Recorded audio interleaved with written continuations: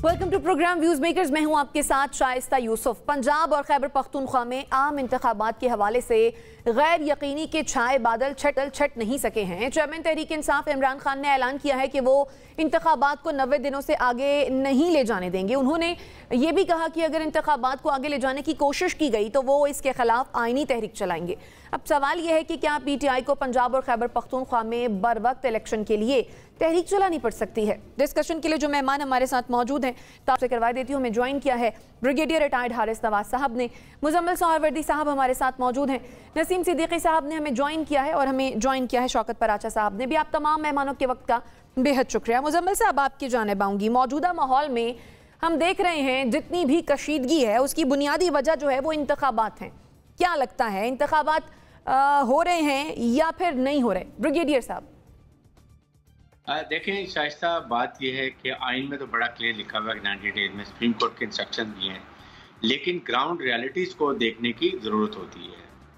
और ground realities में ये हैं कि पंजाब और KPK में अगर इलेक्शंस हो रहे हैं तो क्या ये नए के ओल्ड के सेंसिस के ऊपर होंगे, उसके बाद जो कि सिंध और बलूचिस्तान और उसके बाद जनरल इलेक्शन जो होंगे वो नए सेंसिस पे होंगे, क्या इज़ इट पॉसिबल, ये देखना पड़ेगा।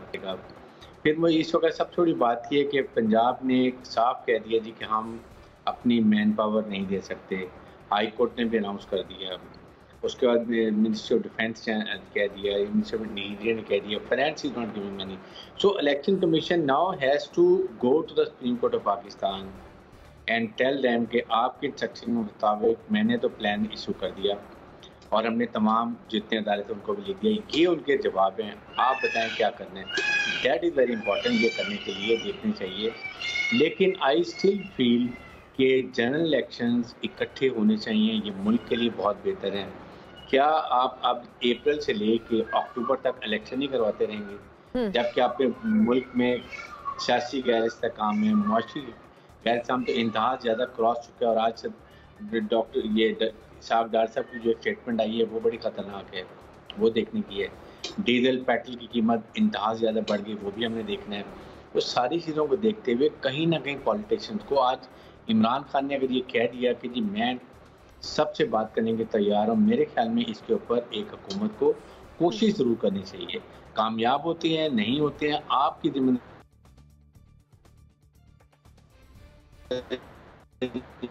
ठीक है, आपका पॉइंट आ गया। नसीम सिद्दीकी साहब, क्या लगता है इंतखाबात होने जा रहे या फिर खान साहब को वाकई कोई आईनी तहरीक चलानी पड़ेगी?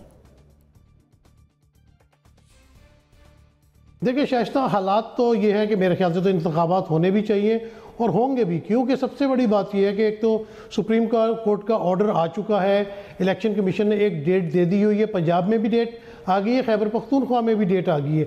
हिले बहाने ज़रूर हो रहे हैं, लेकिन जिस तरह आज आपने देखा कि मोहतरमा मरीम नवाज शरीफ ने अपने कागजात नामजदगी जमा करवाए, हमजा शहबाज भी जमा करवा रहे हैं, शहबाज शरीफ के भी जमा हो रहे हैं, PTI की तरफ से भी जमा हो रहे हैं, तो एक माहौल तो बन रहा है। लेकिन जिस तरह ब्रिगेडियर साहब ने कहा, ब्रिगेडियर साहब का तो बड़ा एहतराम है, उनकी बात मैं मानता हूँ, लेकिन देखें दुनिया में ये नहीं होता। आपने आइन फॉलो करना है, अगर आइन फॉलो नहीं करेंगे तो फिर ये तावीलें देना कि देखें जी एक साथ होने चाहिए या सारा साल इलेक्शन होते रहेंगे। इंडिया में आप देखें, भारत में हमारा हमसाया मुल्क है, वहाँ पर इलेक्शन होते रहते हैं। बरतानिया में अक्सर असेंबली टूट जाती है, वहाँ पे भी इलेक्शन हुए। तो अगर एक आइन आपको बात कह रहा है तो आपको उससे बाहर नहीं निकलना चाहिए। आपको अगर इलेक्शन करवाने हैं तो करवाएं, अगर आप नहीं करवा सकते, कोई माली मुश्किलात हैं तो फिर आप इमरजेंसी डिक्लेयर करें, आइन से बाहर ना निकलें, क्योंकि हम सब ने हमेशा आइन और कानून की पासदारी की है। और इस मुल्क को जो आइन दिया गया है उसमें आपको पता है कि तमाम अपोजिशन जमातें भी थीं, जितनी मुश्किल से बना, फिर उसमें जब तरामीम करनी होती है तो पार्लियामेंट के अंदर तरामीम पेश की जाती हैं। जब इतना बड़ा मामला है, सुप्रीम कोर्ट भी हमेशा आइन और कानून के अंदर रह के फैसले करता है, तो इलेक्शन होने चाहिए। अगर नहीं होंगे तो एनार्की फैलेगी, अगर हो जाएंगे तो शायद इतनी एनार्की नहीं फैलेगी।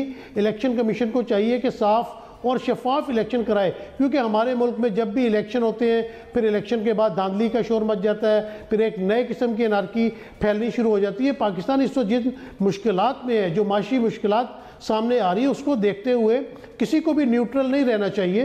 देखिए इस रियासत के जो 4 सतून हैं, उसमें से इस वक्त अदलिया अपना रोल प्ले कर रही है, अफवाज पाकिस्तान अपनी कर रही है, मीडिया अपनी जगह और मुकन्ना अपनी जगह है। लेकिन अगर तमाम लोग मिल के बैठे, और ब्रिगेडियर साहब ने बिल्कुल कहा कि अगर आज इमरान खान साहब ने एक ऑफ़र की है कि वो हर तरह के मामले के लिए बैठने को तैयार है, तो मेरे ख्याल से अब हुकूमत की तरफ से, इस्टेब्लिशमेंट की तरफ से अब एक एक कदम आगे बढ़ाना चाहिए। जिस तरह इमरान खान साहब की परसों पेशी है और उनकी जो दरख्वास्त थी उसको मुस्तरद कर दिया गया है और वो परसों पेश होने पे भी तैयार है, लेकिन अगर पंजाब पुलिस फिर कोई एडवेंचर करने निकलेगी तो उससे मुल्क का नुकसान होगा। लोगों में नफरत बहुत ज़्यादा फैलती है। एक दिन इंतज़ार कर लिया जाए, अगर वो कहते हैं कि मैंने अदालत में जाऊंगा और पेश हो जाऊंगा तो कोई इसमें क़यामत नहीं आ जाएगी।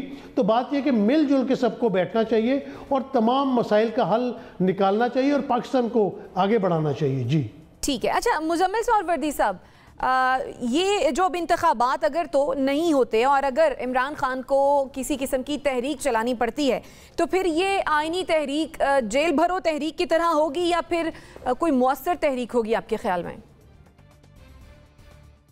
नहीं, मेरे ख्याल में तहरीक चलाने की ज़रूरत ही नहीं है। उन्हें सुप्रीम कोर्ट में पटिशन दायर करनी चाहिए कि इलेक्शन, अब वैसे तो पंजाब में कागजात नामजदगी जमा हो रहे हैं और पंजाब में इलेक्शन का शेड्यूल आ चुका है, सब अपने कागज़ जमा करा रहे हैं। इस वक्त हर हलके में कागज़ जमा हो रहे हैं, लिहाजा पंजाब की हद तक तो इस सवाल का या कोई जवाब नहीं है कि इंतखाबात हो रहे हैं या नहीं हो रहे। शेड्यूल के मुताबिक जब कागजात नामजदगी जमा हो रहे हैं तो फिर ठीक हो रहा है। और अगर ये सवाल है कि केपी की हद तक वो पटिशन दायर कर सकते हैं सुप्रीम कोर्ट में कि वहाँ कंटेम्प्ट हो रही है, उस कंटेम्प्ट में वो बुला लें सेक्रेटरी डिफेंस को भी और स्टेट बैंक के गवर्नर को भी, और सुप्रीम कोर्ट डायरेक्ट ऑर्डर कर देगी सेक्रेटरी डिफेंस को भी और गवर्नर स्टेट बैंक को भी कि आप पाकिस्तान के प्रिंसिपल अकाउंट नंबर 1 से पैसे डायरेक्ट इलेक्शन कमीशन को ट्रांसफ़र कर दें, और सेक्रेटरी डिफेंस को ऑर्डर कर देगी कि फौज जो है वो फौरी तौर पर इलेक्शन कमीशन की डिस्पोजल पर दे दी जाए कि इलेक्शन कमीशन जिस फौजी को जहाँ चाहे तैनात कर ले।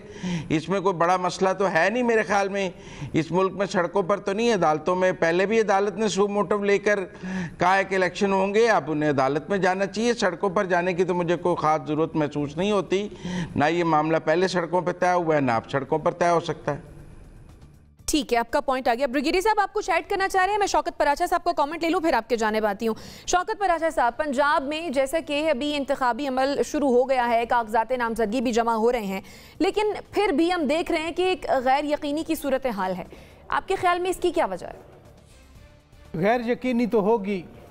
गैर यकीनी इसलिए होगी कि जो इम्प्लीमेंटेशन के, एग्जीक्यूशन के ऑर्गन्स हैं, और in that case, in case of election commission ने तो अपना इंतज़ाम कर दिया, डेट भी आ गई। सदर ममलिकत ने 2 डेट्स आई थी इलेक्शन कमीशन की तरफ से, एक मंजूर भी कर ली 30 अप्रैल को। सरवर्दी साहब जैसे बता रहे हैं पेपर्स भी दाखिल हो रहे हैं और बड़े ज़ोर शोर से दाखिल हो रहे हैं। लेकिन हैविंग सेड दैट, पाकिस्तान में कोई 8-10 इलेक्शन मैंने भी देखे हैं, बाकायदा सिक्योरिटी होती है, बाकायदा पैसे लगते हैं, यानी 20 अरब रुपए तो अभी मांगे हुए हैं। तो अगर ये सारा कुछ नहीं होता, ये जो कंपोनेंट्स हैं which are equally very important, equally integral components हैं, वो पूरे नहीं होते, तो गैर यकीनी तो इस वजह से है। यानी कोई भी ये नहीं कह रहा, जितने कैरेक्टर्स हैं या एक्टर्स हैं पॉलिटिकल, सारे कह रहे हैं कि हम इलेक्शन लड़ेंगे, सारे नॉमिनेशन जमा करा रहे हैं, लेकिन अंदर ही अंदर सब महसूस कर रहे हैं, पीटीआई एग्रेसिवली महसूस कर रही है कि जी इलेक्शन शायद होंगे या नहीं होंगे। नून लीग पेपर्स भी जमा करा रही है, लेकिन वो भी सोच रहे हैं इलेक्शन होंगे या नहीं होंगे। जब एक एटमॉस्फेयर शकूक व शुबात से भरा हुआ होता है तो फिर उसमें शायद ही जाकर अल्टीमेट जो ऑब्जेक्टिव है इन दैट केस इलेक्शन का होना है वो हो सकता है। माजी में भी हम देखते रहे हैं, 2-3 बार तो मैंने भी देखा, 2007 में भी हमने देखा, 1-2 महीने लेट हो गए थे, वो भी एक ग्रेव सिनेरियो बना था। बीबी शहीद हो गई थी यहीं लियाकत बाग में, रावलपिंडी में। तो इसलिए शकूक व शुबात सिर्फ ये नहीं कि 50% से कम है, लोग तो कहते हैं कि 50-50 चांस है, शकूक व शुबात 50% से बहुत ज़्यादा याद हैं, और मैं चूँकि जर्नलिस्ट हूँ, ग्रॉस रूट्स पे रहता हूँ, मुझे लोग फ़ोन करके पूछ रहे हैं मुख्तलिफ़ इलाकों से कि जी हम कैंपेन चलाएँ, हम पैसे खर्च करें, हम लोगों से मिलें, लोगों के नखरे उठाएँ, अल्टीमेटली इलेक्शन होंगे या नहीं होंगे। तो हम जो गेज करते हैं, हम तो लोगों की ओपिनियन से गेज करते हैं कि एक एटमॉस्फेयर बना हुआ है, और उसकी रीज़न यही है कि जो आपका एक ओवरऑल कंपोनेंट बनता है इलेक्शन करवाने का, शायद उसमें कुछ पीसेस मिसिंग हैं। ये पीसेस पॉलिटिकल पार्टीज़ या मैंने जर्नलिस्ट ने या मेरे आपके दीगर जो पैनल बैठे हैं इन्होंने नहीं करना, ये तो जो रिस्पॉन्सिबल इदारे हैं उन्होंने ये कंपोनेंट्स पूरे करने हैं, लेकिन कंपोनेंट्स पूरे नहीं हो रहे। सही। ब्रिगेडियर साहब देखें शाइस्ता, मैं ये बात कर रहा हूँ कि जब आप बिल्कुल मिनिस्ट्री ऑफ फाइनेंस कह रही है पैसा नहीं, आज प्राइम मिनिस्टर का मैं टीवी पे सुन रहा था, 13 बिलियन रुपीस इसमें से हाफ हायर एजुकेशन कमीशन निकाल रहे हैं लोगों को लैपटॉप बांटने के लिए। मतलब आप क्यों एम्बैरसमेंट क्रिएट करते हैं मिनिस्टर डिफेंस के लिए, मिनिस्टर फाइनेंस के लिए? थोड़ी सी कॉमन सेंस होनी चाहिए कि आप अभी 1 महीने के लिए इस काम को रोक लें। डोंट से कि we have money and we don't want to give it. That mean कि अगर आप कराना चाहिए तो करा सकते हैं। आपको 13 बिलियन रुपीज़ की आप कह रहे हैं क्रंच भी है, प्रॉब्लम भी है। Why are you distributing so many laptops to the people of youth जब इस वक्त आपके पास क्रंच है? तो ये 13 बिलियन रुपीज़ की और यूज़ करें। इसके लिए मैं ये कहता हूँ, और मरियम नवाज की वही बात, तराजू दोनों तराजू बराबर होने चाहिए। सिलसिले माफिया का लकब ख़त्म होना चाहिए, उसके बाद गॉड फादर ख़त्म होना चाहिए, केसेस ख़त्म होने चाहिए, मियाँ साहब को आना चाहिए, तराजू बराबर करें। दैट मीन गम तो मरियम माँ तो क्लियर कह रही इलेक्शन ही होनी है। आप ऐसी बातें क्यों करके इलेक्शन कमीशन को एम्बेरस कर रहे हैं कि they are being controlled by some government officials या हुकूमत पाकिस्तान से? आप हर एक के लिए कॉमन सेंस इस्तेमाल करें। Don't say like this, election नहीं होते हैं तो आपका selection commission go to supreme court of Pakistan, वो सारे डिपार्टमेंट कहेंगे यस हो सकते हैं, नहीं हो सकती, क्लियर हो जाएगा।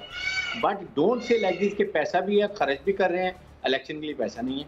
आई think this they have to be very very careful about it. सही। नसीम साहब कुछ कहना चाह रहे हैं?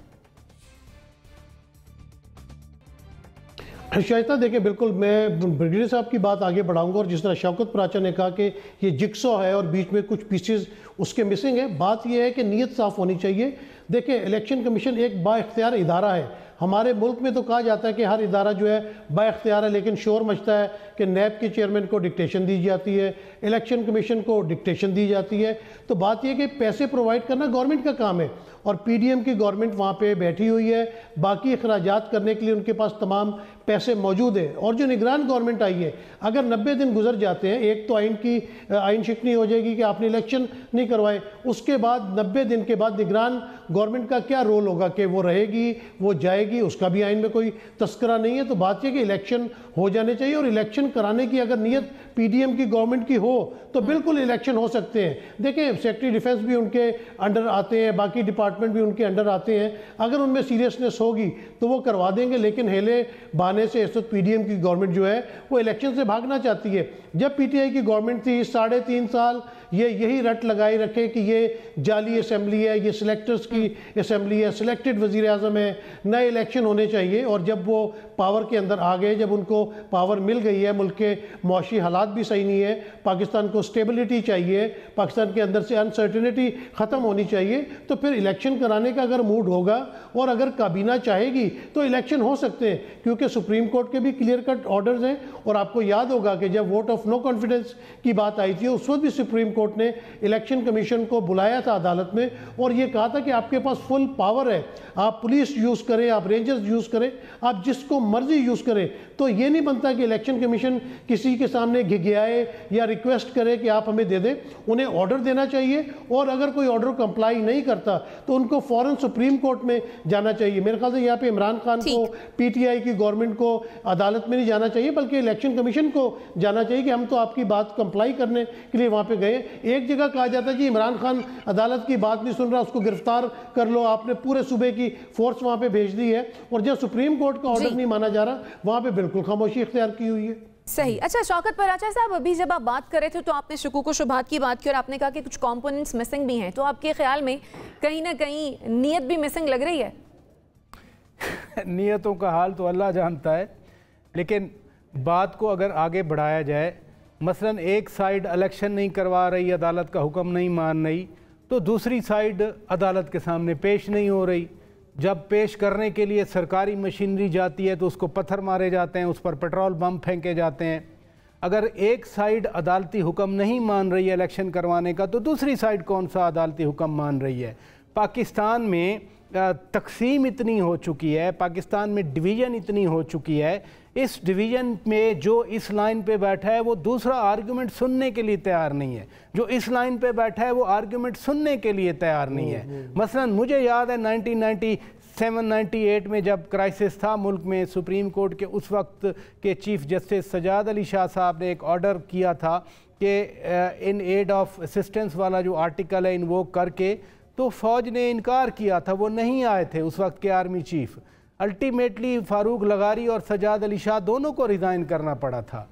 अब की बार अब हम कहें कि जी सुप्रीम कोर्ट जो है वो ये ऑर्डर करे या इलेक्शन कमीशन ऑर्डर करे, बात यह है कि ऑर्गन जो है इन्फोर्समेंट ऑर्गन, जैसे आज भी मुअज़्ज़ज़ अदालत इस्लामाबाद ने कहा कि हम कोई मसल तो नहीं है, हमने तो ऑर्डर जारी करना होता है, और उस ऑर्डर को इम्प्लीमेंट करने के लिए पुलिस वहाँ पर ज़मान पार्क गई थी। जितनी मर्जी किसी की पॉपुलैरिटी हो, सारा पाकिस्तान साथ हो, अगर अदालत का हुक्म है वो इलेक्शन करवाने के लिए बाइंडिंग है, तो किसी को सामने पेश करने के लिए भी अदालत का हुक्म बाइंडिंग है। मैं कह रहा हूं कि डिवीजन इतनी ज्यादा हो गई है, एक आर्गुमेंट जो हम बाय कर लेते हैं, ओन कर लेते हैं, उसको हम इतना ज़हन नशीन कर लेते हैं कि उस आर्गुमेंट से हट के हम कोई बात ना सुनना चाहते हैं ना कोई बात करना चाहते हैं, और that is the problem of today's Pakistan.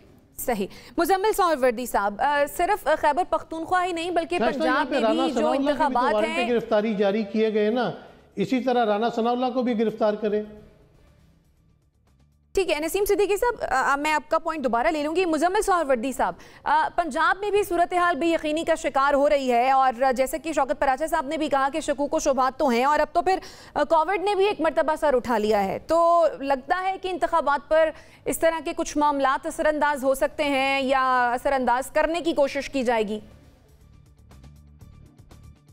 नहीं, मैं नहीं समझता। देखिए, मैंने तो आज मरीम नवाज़ ने भी कागज़ जमा करा दिए हैं, हमजा शहबाज ने भी करा दिए हैं, इमरान PTI सारी ने भी कागज़ जमा करा दिए हैं, शाह महमूद साहब ने भी कागज़ जमा करा दिए हैं, फवाद चौधरी साहब ने भी कागज़ जमा करा दिए हैं। अभी तो स्टेज कागज़ जमा कराने की थी। तो जब मैं तो बात करूँगा ग्राउंड रियलिटीज़ पे, दिलों के भेद, शकूक व शुबहात मेरे नज़दीक तो उतने अहम नहीं। मैं तो फैक्चुअल पोजीशन पे बात करता हूँ कि ग्राउंड रियलिटी ये है कि आज सब अपने कागज़ जमा करा रहे हैं और इलेक्शन शेड्यूल पर उसके शेड्यूल के मुताबिक अमल हो रहा है।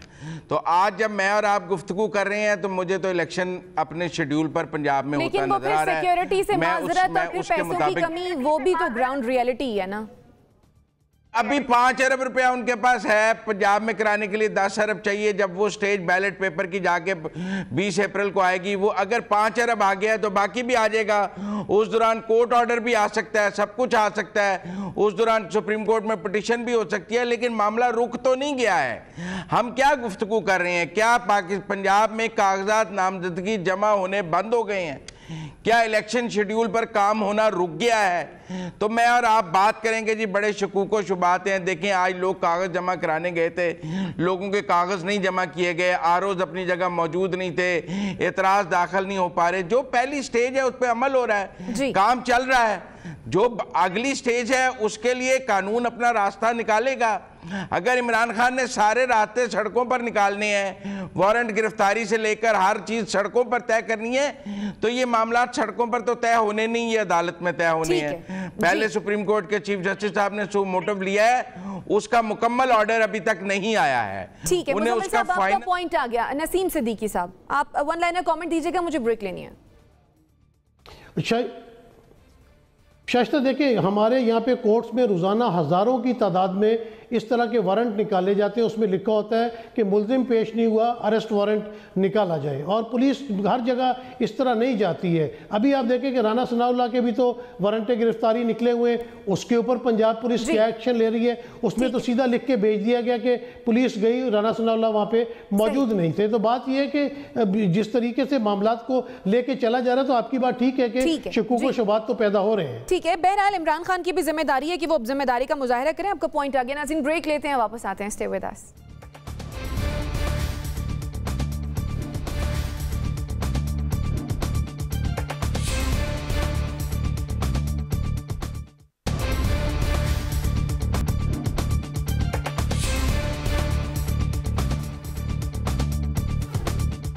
Welcome back after the break पर जाने से पहले हम बात कर रहे थे पंजाब और खैबर पख्तूनख्वा में इंतखाबात के हवाले से हुकूमत और अपोजिशन के दरमियान जो जंग जारी है। इस बारे में शौकत पराचा साहब, आज इमरान खान ने यह कहा कि वो हर किसी से मुज़ाकरात करने के लिए तैयार हैं, तो क्या लगता है इस हर किसी में पीडीएम भी शामिल होगी?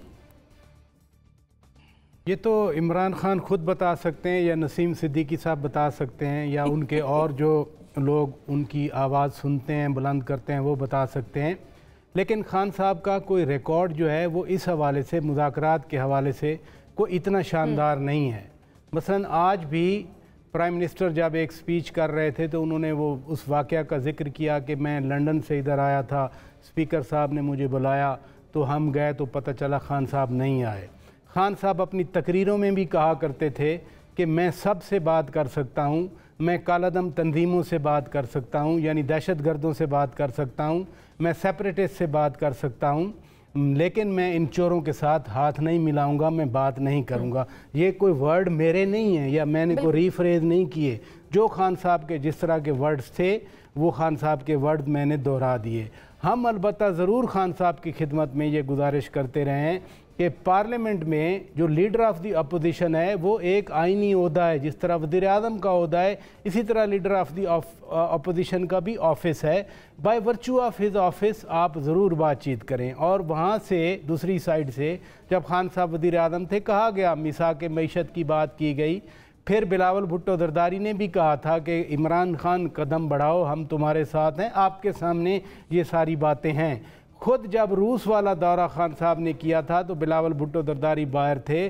जब उनसे बतौर वज़ीर ख़ारजा से सवाल किया गया इस पर तो बिलावल भुट्टो ने कहा था कि चूँकि वो हमारे वज़ीर आज़म थे तो मैं पाकिस्तान के एक साबिक़ वज़ीर आज़म के इनिशिएटिव को मैं अपोज नहीं करता। तो एक साइड तो भरपूर विलिंग है। खान साहब का एक ही पॉइंट है कि ये करप्ट हैं, मैंने इनके साथ बैठकर बात नहीं करनी। हालांकि उन्हीं करप्ट्स को खान साहब ने अपने 3-3.5 साल या दौर में जेलों में रखा। राना सनाउल्लाह की अभी बात की नसीम सिद्दीकी ने, राना सनाउल्लाह को तो रखा गया जेल में, कैसा केस डाला गया और पूरी पार्लियामेंट के सामने आयात छत पे लिखी हुई हैं, अल्लाह को जान देने की बात की गई। वो किधर गई वो सारी बातें? वो कहाँ गए वीडियो जिनका पार्लियामेंट में खड़े होकर दावे किए गए? आसिफ जरदारी को नैब पकड़ने गई, उन्होंने चाय भी पिलाई, बिस्किट भी खिलाए, साथ चले गए। इसी आसिफ जरदारी की ज़बान भी काटी गई थी। दूसरे फरियाल तालपुर को रात को 12 बजे अस्पताल से उठाया गया। मैं ये नहीं कहना चाह रहा कि माजी में जो ज्यादतियां हुई हैं वो आज भी होनी चाहिए, बिल्कुल नहीं होनी चाहिए। मेरा सिर्फ एक पर्सपेक्टिव, आपके शो में या दीगर बातें होती हैं कि अदालत जो है कम से कम कानून के सामने सरनगू करने के दावे जो हैं वो अदालत के सामने साबित होनी चाहिए। मुखालफिन की मैं बात नहीं कर रहा। ठीक है, मुजम्मिल सोहरवर्दी साहब, क्या लगता है क्या पीडीएम इमरान खान से बात करने के लिए तैयार होगी? ज़रूर तैयार होगी। इमरान खान साहब बात करना चाहते हैं, वो वज़ीर आज़म पाकिस्तान को ख़त लिखें कि मैं आपसे बात करना चाहता हूँ, ये टीवी और मुज़ाकरात के लिए मैं आपके साथ मिलना चाहता हूँ। मेरे ख्याल में अगले दिन मुज़ाकरात के लिए मीटिंग हो जाएगी। इसके लिए कोई मीडिया पे बाबू पहले उनको ख़त लिखते थे जब बतौर कायदे हिज़्ब इख्तिलाफ़, तो ऊपर उनका नाम नहीं लिखते थे, उनको डियर नहीं लिखते थे, मतलब बदतमीज़ी से मुखातब करते थे उन ख़तों में। जो एक वज़ीर आज़म के शयान शान नहीं है कि वो कायदे हिज़्ब इख्तिलाफ़ को ख़त लिखे तो ऊपर उसका नाम ना लिखे, अननोन लिख के लिखना ख़त तो आप नहीं लिख सकते हैं। लेकिन ये इस मुल्क में हुआ है कि इस मुल्क का वज़ीर आज़म जब कायदे हिज़्ब इख्तिलाफ़ को ख़त लिखता था तो ऊपर उसका नाम नहीं लिखता था, और ख़त कानूनी और आइनी ज़रूरत के तहत लिखा जाता था तो नाम नहीं लिखा जाता था। आज वो बात करना चाहते हैं, ख़त लिख दें वज़ीर आज़म को कि मैं आपके साथ बात करना चाहता हूँ इन मुज़ाकरात इन मामलात पर, तो आप मुझे मिलने का वक्त दें, वो ज़रूर देंगे। वो तो आज भी कह रहे थे कि इस मुल्क में सियासियत में इस्तेकाम ख़त्म करने के लिए मिलकर बात करनी होगी, लेकिन गन पॉइंट पर तो नहीं मिला जा सकता कि एक तरफ इमरान खान साहब ने बंदूक तानी हो और दूसरी तरफ कह रहे हो टेबल पर बैठ जाओ। उन्हें माहौल बनाना चाहिए, अपनी गुफ्तगू में शाइस्तगी माहौल बनाने के लिए खत लिखना होगा और शाइस्तगी का जो मुजाहिरा है वो करना होगा। आपका पॉइंट आ गया। पराचा साहब, मैं बाकी एनालिस्ट का कमेंट ले लूं फिर आपके जाने बात हूँ। ब्रिगेडियर साहब, शहबाज शरीफ ने आज सेनेट में खिताब किया, एक तरफ तो उन्होंने मुज़ाकरात की बात की लेकिन दूसरी तरफ उन्होंने इमरान खान पर तनकीद भी की, और यही सब इमरान खान भी करते हैं। तो ऐसे में बात कैसे आगे बढ़ेगी? देखें शाइस्ता, इस वक्त जो मुल्क के हालात हैं बहुत सीरियस हैं, चाहे वो सियासी हों, इकनॉमिकल हो या टेररिज्म हो, सब कुछ अगर हम देखें तो इस वक्त हालात ख़राब हैं। अगर इमरान खान ने फाइनली समझ लिया कि मुझे मुज़ाकरात करने हैं और वो जो चोर डाकुओं से नहीं करूँगा, that is above all now, मुल्क के इस्तेकाम के लिए, मुल्क के लिए अगर उनको अब ख्याल आ गया है, इस पे पॉजिटिव रिस्पॉन्स होनी चाहिए। इसके ऊपर प्राइम मिनिस्टर पाकिस्तान को कहना चाहिए जी, अगर इमरान इस अनकंडीशनल तैयार हैं तो वी सिट डाउन।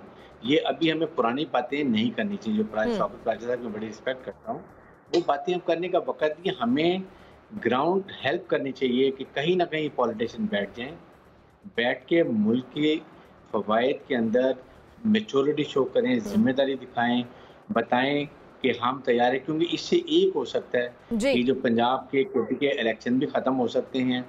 4-5 महीने के बाद हो सकता है आगे पीछे करके एक ही दफ़ा जनरल इलेक्शन हो जाए, जिसपे इमरान खान भी मान जाए, पीडीएम भी मान जाए और ये मसला ख़त्म हो जाए, बजाय इसके कि एक और आईनी तहरीक चल रही हो, वकला चल रहे हो, इसके बाद एसएन चल रहे हो और बाद में एक और नया इशू खड़ा हो जाए जिसकी वजह में वेव और वर्ल्ड बैंक का प्रोग्राम भी डिले हो रहा है।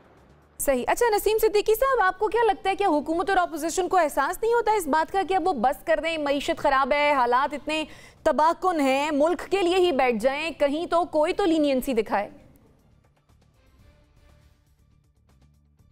शाइस्ता देखें, जिस तरह इमरान खान साहब ने इस वक्त ऑफ़र तो की है, लेकिन मुझे अंदाज़ा है कि इमरान खान साहब खुद नहीं बैठेंगे। अगर वो इसी बात को मानते हुए अभी शहबाज शरीफ साहब ट्वीट कर देते कि मैं मिलने पे तैयार हूँ, आप कल मेरे पास इस्लामाबाद में आ जाएं या अपना वफद भेज दें, तो वो मेरे ख्याल से नहीं भेजा जाएगा। आपस में इस तरह मुलाकातें या इन चीज़ों पे अमल नहीं हो सकता, क्योंकि दुश्मनी इतनी बढ़ गई है, इतनी आप आगे निकल चुके हुए हैं कि अगर शहबाज शरीफ मिलना चाहेंगे तो शायद लंदन से उनको पैगाम आ जाए कि आपने बिल्कुल नहीं मिलना, इन्होंने जिस तरह मेरे साथ किया या मेरी बेटी के साथ किया, आप किस तरह उस शख्स के साथ हाथ मिला के बैठेंगे। दुश्मनी बहुत बढ़ चुकी है। इसमें अगर रियासत के, जिस तरह मैंने पहले कहा था, बाकी सतून अगर आके मिलेंगे और वो कोशिश करेंगे कि मामले का हल निकाला जाए। अभी जिस तरह शौकत पराचा साहब ने जिक्र किया, बड़े काबिल एहतराम हमारे दोस्त हैं, बड़ा तजुर्बा है इनका, लेकिन इनको शायद याद नहीं है कि आसिफ अली जरदारी के ऊपर जो केस है वो स्टेट बैंक के कहने पे बना था। स्टेट बैंक ने एफआईए को शिकायत की थी, उसके बाद चौधरी निसार ने उनके ऊपर एक्शन लिया था। फिर अगर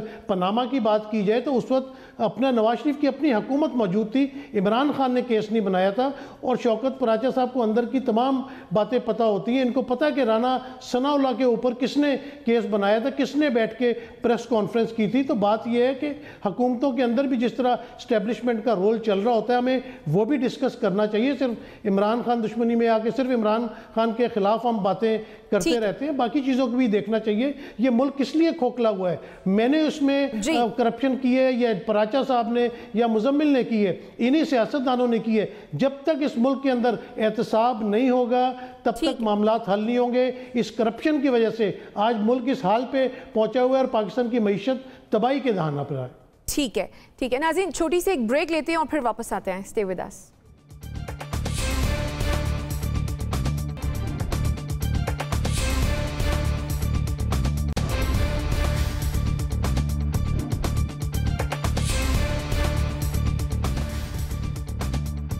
welcome back after the break. हुकूमत के ऑपोजिशन के साथ होने के बावजूद अवाम पर बोझ डालने का सिलसिला जारी है। एक तरफ तो आलमी मंडी में तेल की कीमत में कमी के बावजूद पेट्रोलियम मसनूआत में इजाफा कर दिया गया है, तो दूसरी तरफ पहले से महंगी बिजली को भी मजीद महंगा कर दिया गया है। अब सवाल यह है कि क्या अवाम पर बोझ डालने के अलावा हुकूमत के पास कोई हिकमत अमली है? मुजम्मिल सौरवर्दी साहब। मेरे ख्याल में अभी तो आईएमएफ की वजह से कोई और हिकमत अमली पॉसिबल ही नहीं है। अगर हम आईएमएफ के पास नहीं जाते हैं तो फिर ये शोर मचता है कि पाकिस्तान डिफ़ॉल्ट कर जाएगा और रियासत पाकिस्तान ख़तरे में पड़ जाएगी, और अगर आईएमएफ की शराइत पूरी की जाती हैं तो पाकिस्तान के अवाम की बका ख़तरे में पड़ जाएगी। तो इसका मतलब है कि ये फ़ैसला तो रियासत और अवाम के दरमियान है कि रियासत बचानी है या अवाम बचानी है। तो फ़िलहाल तो तरजीह रियासत बचाने पर है कि पाकिस्तान बच गया तो अवाम के बारे में सोच लेंगे, क्योंकि इस वक्त जो IMF के साथ हमारे शराइत हैं, जो मुआहिदा साइन हुआ है, जो उसमें सब कुछ किया गया है, उस पर अमल दरामद के बगैर कोई और हल नज़र नहीं आ रहा। इस हुकूमत ने बहुत उसको डिले भी किया, उससे बचने की भी कोशिश की, IMF को ललकारा भी गया, लेकिन आप देखें कि उसका कोई हल नहीं निकला है। बिलाखिर आपको IMF की बात माननी पड़ी है। मेरा नहीं ख्याल इसके अलावा कोई और ऑप्शन है। बाकी मैं महंगाई के ख़िलाफ़ हूँ। मेरे ख्याल में आम आदमी की ज़िंदगी बहुत मुश्किल हो गई है, उसके लिए भी ये बोझ बर्दाश्त करना नाकाबिले बर्दाश्त है। लिविंग इम्पॉसिबल होगी और मिडिल क्लास की तो बहुत इम्पॉसिबल हो गई है। आप समझें कि जो हमने एक standard of living middle class का बनाया है, हम जो सैलरी पेशा लोग हैं, हम जो लोग जिस तरह की ज़िंदगी गुजारते हैं, हमें यहाँ तो अब लोअर मिडिल क्लास और पुअर क्लास के लेवल पे आना पड़ेगा रहने के लिए, और अपना लिविंग स्टैंडर्ड 1 स्टेप भी नहीं 2 स्टेप डाउन करना पड़ेगा। शायद अमीरों को बहुत फ़र्क ना पड़े क्योंकि उनके पास इतनी दौलत है, और मैं समझता हूँ कि गरीब ने भी अपनी ज़िंदगी एक बिलो पावर्टी लेवल जो आदमी रह रहा होता है उसको भी कहीं ना कहीं सर्वाइवल होता है। मुश्किल जो है सर्वाइवल वो मिडिल और लोअर मिडिल क्लास का है, क्योंकि उन्होंने एक स्टैंडर्ड ऑफ लिविंग बना लिया होता है। मतलब हम दफ्तर आते हैं, हमने एक कन्वेंस यूज करने का खुद को आदी बना लिया है, तो आप क्या गाड़ी बेच दें, मोटरसाइकिल बेच दें, साइकिल पे आना शुरू कर दें, 2 स्टेप डाउन आना पड़ेगा। आपका पॉइंट आ गया। ब्रिगेडियर साहब, रियासत बचाने के लिए अवाम की कुर्बानी, आपकी क्या राय है? देखिए, मुझे एक बात समझ नहीं आती है कि दुनिया में इस वक्त ऑयल की प्राइस बहुत कम हो गई है। अगर IMF वर्ल्ड बैंक ने कहा होगा कि लेवी लगाने के बावजूद भी आपको कीमत, मेरे ख्याल में जो बचत हो रहे हैं डॉलर्स, जो कि तेल सस्ता हो गया, तो आपको कुछ प्लान करना चाहिए। ये बेसिक वजह है जिसकी वजह से PDM इलेक्शन में नहीं जाना चाहती, और इसी वजह से मरियम नवाज एक्सक्यूज बना रही हैं कि जी हमारे पास अवाम को बताने के लिए कोई ऐसी चीज़ नहीं है जिससे हम उनका वोट ले सकें। हम बताएं कि हमारी गवर्नेंस बहुत अच्छी है, हमने अवाम को बहुत डिलीवर किया है, प्राइस बहुत कम की है, इन्फ्लेशन को कम कर दिया। ये वजूहत हैं। मेरे ख्याल में यहाँ पर कहीं ना कहीं हमें इसको एंड लगाना पड़ेगा। चाहे IMF वर्ल्ड बैंक आपको इतना ग्रिल कर रहा है, या तो IMF वर्ल्ड बैंक रियली चाहता है कि PDM की गवर्नमेंट चली जाए और कोई और हुकूमत आए। मुझे तो यही लगता है, अदरवाइज ये इस तरह की मैंने कभी ग्रिलिंग कभी नहीं देखी। ठीक है, आपका पॉइंट आ गया। शौकत बराचा साहब, ये हुकूमत जो आई थी वो महंगाई का नारा लगाकर आई थी कि महंगाई बहुत ज्यादा है, आवाम पर बोझ डाला जा रहा है, लेकिन अब ये रियासत का नारा, इसमें क्या शक है? देखिए ना, एक एग्रीमेंट हुआ है, अगर आप उस पर अमल दरामद नहीं करते उसका मतलब है कि आप डिफ़ॉल्ट होंगे, आप श्रीलंका बनेंगे, आपके दोस्त आपके साथ तामन नहीं करेंगे। बॉटम लाइन तो IMF है। अभी ब्रिगेडियर साहब ने बड़ी अच्छी बात की थी पिछले सेगमेंट में कि सबको बैठना चाहिए, यानी पॉइंट स्कोरिंग तो हम भी कर लेंगे, मैं भी कर लूँगा, मुजम्मिल साहब भी कर लेंगे, नसीम सिद्दीकी साहब भी कर लेंगे। क्या ये सारा कुछ हल है जो 2 दिन से ज़मान पार्क में होता रहा, या उसके बाद हो रहा या होता रहेगा? नो, जो रियल इशू है वो तो पीपल ऑफ पाकिस्तान है। मसलन आज सारा दिन वही लाहौर हाई कोर्ट का फैसला, इस्लामाबाद की अदालत का फैसला, किसी को कोई एहसास नहीं हुआ कि 5 रुपए मल्टीप्लाई करें या 13 रुपए डीजल वाले मल्टीप्लाई करें तो किधर जाएगा? ठीक है, पर कलामी की माफी चाहूंगी, वक्त मेरे पास बिल्कुल कम है। नसीम सिद्दीकी साहब, देखिए शाइस्ता, मेरे शौकत पराचा, मुजम्मिल साहब, ब्रिगेडियर साहब के कहने से मसाइल नहीं हल होंगे। मसाइल उन्होंने हल करना है जो पाकिस्तान को चलाते हैं, जो इस्टेब्लिशमेंट है, जिन्होंने एक तजुर्बा किया था। बड़े बड़े साइंसदान लेके आए थे, 13 जमातों के साइंसदान है, फिर एक बड़ा साइंसदान लंदन से जहाज़ पे बुलाया गया, वो नाकाम हो चुके हुए। इन लोगों को मान लेना चाहिए कि ये नाकाम हो गए। मुल्क के अंदर एक फ्रेश इलेक्शंस कराए, नया मैंडेट ले, अवाम जिसको मैंडेट देगा वो आगे मुल्क को चला लेगा। मईशत को बेहतर तो बाहर तौर पर करना है ना किसी सूरत में। ठीक है, आपका पॉइंट आ गया। नाज़रीन, इसी के साथ मुझे मेरे मेहमानों को दीजिए इजाजत। अल्लाह के बाद।